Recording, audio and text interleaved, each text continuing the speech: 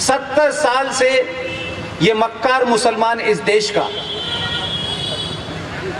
काफिर के पैसे से हज कर रहा था। हज के बारे में ये रिजवी साहब बैठे हैं, ये 24 कैरेट के मुसलमान हैं, इसीलिए मेरे साथ हैं।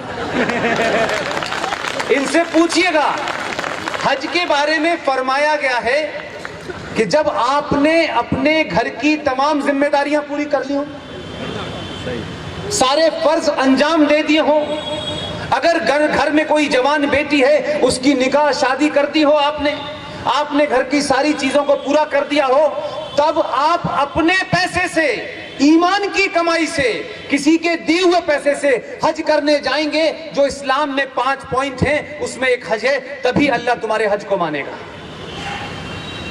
हिंदुस्तान के मुसलमान कहते हैं हमारी 70 साल में बहुत बुरी हालत हो गई, इसलिए नहीं हुई कि हिंदू राजा था यहाँ पर, इसलिए हुई कि तुम ईमानदार नहीं हो, इस्लाम के साथ धोखा कर रहे हो, बहुत तुम्हारा ईमान मुसल्लत नहीं है, इसलिए तुमने काफिर के पैसे से हज सब्सिडी लेके हज तो किया।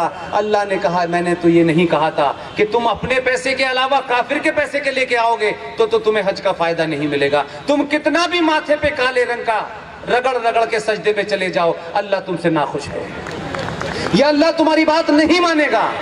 और जब मान रहा था तो तुमने दुनिया के अंदर बहुत कुछ किया था, और हमारा तो अल्लाह के ऊपर यकीन है रिजवी साहब। अल्लाह ने हमें 1000 साल तक गुलाम रखा, हमने कभी अल्लाह की जात पर सवाल नहीं उठाया कि अल्लाह ने हमारे साथ ऐसा क्यों किया। हम ये मानते रहे कि हमारे अंदर, सनातन के मानने वालों में जरूर कोई ऐसी कमी आई होगी, जरूर किसी हम रास्ते से भटके होंगे, कि ताकि प्रकृति ने हमें सजा देने के लिए कि जो चीजें उसने बताई थी, जिन चीजों का हमको अनुकरण करना चाहिए था, जिन चीजों को हमको प्रिजर्व करना चाहिए था, हमने तमाम खत्म कर दी, सब खराब कर दी। दुनिया में ज्ञान बांटने वाले लोग आज गंगा के सफाई अभियान में लगे हुए हैं। हमने तब भी यकीन उसके ऊपर हमारा कमजोर नहीं हुआ, हमने माना कि 1000 साल तक हम गुलाम रहे। आजादी के बाद बोनों ने भी हमारे ऊपर राज किया, तब भी हमने कोई हथियार नहीं उठाया। माना कि हमारे चरित्र में, हमारे किरदार में कोई कमी आ गई होगी जिसकी हमें सजा मिली है। तुमने तो 2014 के बाद अल्लाह पे यकीन करना बंद कर दिया। अरे आज भी यकीन करो ना, तुम कहते हो रब्बुल आलमीन कि ये जो पूरा सृष्टि है, जो पूरा ब्रह्मांड है, ये कोई एक ताकत है, तुम उसे अल्लाह कह सकते हो, हम भगवान कहते हैं, कोई क्रिश्चियन कुछ और कह सकता है, लेकिन ये मानते जरूर हैं कि कोई आदर्श सत्ता है जो पूरी दुनिया को चलाती है, हवा चलाती है, रोशनी आती है, सूरज निकलता है, जाड़ा पड़ता है, गर्मी आती है, कोई चला रहा है। हमारा यकीन उस वक्त भी था जब हम 1000 साल तक गुलाम थे, और हमारा यकीन 2014 के बाद भी है।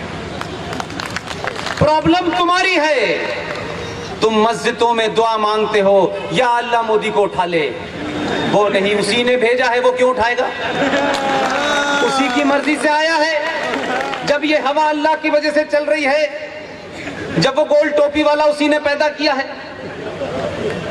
जब रामपुर में एक पागल पैदा किया है, तो भाई ये 2-4 अक्लमंद भी होने चाहिए थे। तो अल्लाह की मर्जी से आया है। अगर नहीं सुने, शुरू में कहा सुन लो, नहीं माने तो उसने कहा उत्तर प्रदेश में बड़ा संकट है, यहां योगी को भेजो, दोबारा यहां भेज दिया। अगर आप नहीं सुधरे, पूरी दुनिया में इस्लाम की जो जिल्लत हो रही है, जो इस्लाम के बारे में कहा जा रहा है, जो इस्लाम को तुम जिस तरीके से पेश कर रहे हो, जो जिल्लत उठा रहे हो, तुम यकीन मानो इसके लिए ना कोई काफिर जिम्मेदार है, ना कोई यहूदी जिम्मेदार है। तुम अपने किरदार को देखो, तुमने कहां से चले थे, कहां आ गए। जिस अल्लाह ने तुमको बताया था कि एक इंसान का कत्ल पूरी इंसानियत का कत्ल है, तुम इंसानों को कत्ल करते हो और फिर कहते हो कि हमें अल्लाह से पूरा फायदा नहीं मिल रहा। अल्लाह उन्हीं को फायदा देगा जिसने तय कर लिया है। लिहाजा वो जानता है कि 2014 के बाद अल्लाह के मानने वालों ने हिंदुस्तान में ऐसे हालात पैदा कर दिए हैं, लिहाजा उन्होंने, अल्लाह ने मोदी को भेजा है। यकीन मानिएगा, अगर वो एक है तो सदा सबके लिए बराबर है। ये तो ऊपर वाले का शुक्र करो कि जितनी ताकत से भेजा है उतनी ताकत का उसने अभी इस्तेमाल नहीं किया है, अभी उतनी ताकत का इस्तेमाल नहीं किया है।